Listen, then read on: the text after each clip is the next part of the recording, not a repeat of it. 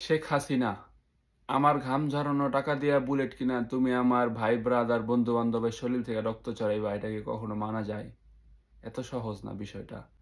এই যে টাকাগুলো দেখতেছো, এতদিনে বাংলাদেশে চলে যাইতো, কিন্তু টাকাগুলো দেশে পাঠাই নাই। এটাই আমার প্রতিবাদ, এটাই আমার যুদ্ধ।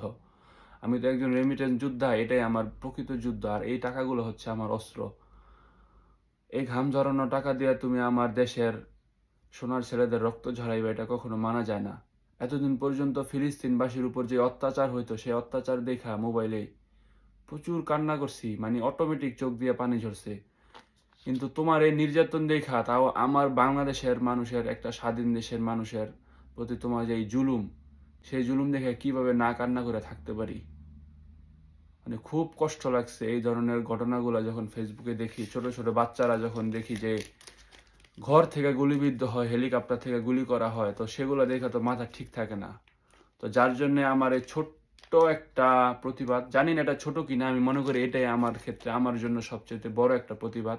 কারণ প্রতি মাসে বেতনটা পাওয়ার সাথে সাথে টাকাগুলো বাংলাদেশে পাঠাই দিতাম, কিন্তু গত 1 মাস যাবত টাকাগুলো বালিশের নিচে নিয়ে ঘুমাসি। এখন অবশ্য ঘুম ভালো হয় আগের থেকে। টাকার একটা অন্যরকম গরম আছে, তো যার কারণে তো এই মাসে আবারও এতগুলা টাকা পাবো। একটা টাকাও দেশে পাঠাবো না, সামান্য কিছু টাকা পাঠাইছি, পরিবারের একজন সদস্য অসুস্থ ছিল যার কারণে। তো এইভাবে আমি আমার প্রতিবাদ চালিয়ে যাব। আশা করি আমার প্রবাসী ভাই যারা আছেন তারাও প্রতিবাদ চালিয়ে যাবেন। পরিশেষে একটা কথাই বলবো, স্বৈরাচারীর পতন নিশ্চিত। স্বৈরাচার কখনো চিরস্থায়ী ক্ষমতার মালিক হয় না। চিরস্থায়ী ক্ষমতার মালিক শুধুমাত্র আল্লাহ তাআলা। তো শেফুদা যে কথাটা বলছিল, সেই কথাটা আমার অনেক মনে পড়ে। হাসিনা, তুমি শাড়ির নিচে পেটিকোট পইরো বা জাইঙ্গা পইরো, তা না হইলে মানে অবস্থাটা যে কি হবে, মানে এগুলা চিন্তা করলেও কেমন কেমন লাগে। আর সবচেয়ে ভালো হয় তুমি সময় থাকতে থাকতে বাংলাদেশ ছেড়ে পলায় যাও, ইউরোপে চলে আসো বা আমেরিকা চলে যাও, সেখানে তুমি রাজনৈতিক আশ্রয়ে থাকো।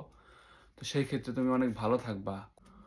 তো দেশের জনগণ সবাই যখন খেপবে, তো সেই ক্ষেত্রে দেখা যায় তুমি ল্যাংটা হয়ে গেছো না কি হয়ে গেছো মাইরের ঠেলায়, তো সেগুলির দিকে মানুষ আর তাকাবে না।